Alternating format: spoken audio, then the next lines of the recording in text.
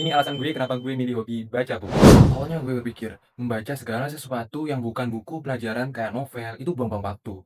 Hingga ketika tugas akhir kuliah, gue baru sadar ternyata membaca itu sangat membantu masa depan gue. Gak percaya? Sini gue cerita sebentar. Selama ini gue berkecimpung di industri kimia yang gak ada hubungannya sama sastra. Tetapi secara gak sadar, kemampuan baca gue bisa ngebus karir gue.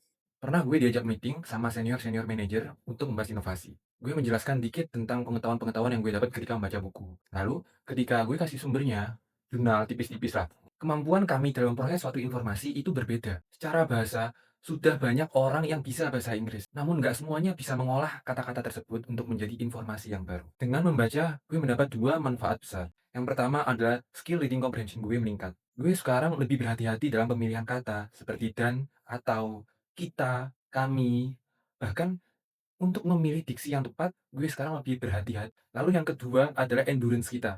Karena gue gak bisa bohong kalau membaca memang aktivitas yang butuh energi banyak. Dan dengan kita membaca novel yang punya 200 halaman bahkan 500 halaman. Dan itu semua nggak ada gambar sama sekali, hanya tulisan. Itu membuat otak kita terbiasa dengan informasi yang disampaikan hanya dengan paragraf-paragraf seperti di jurnal. Dan dari situlah gue memilih membaca sebagai hobi gue. Makasih.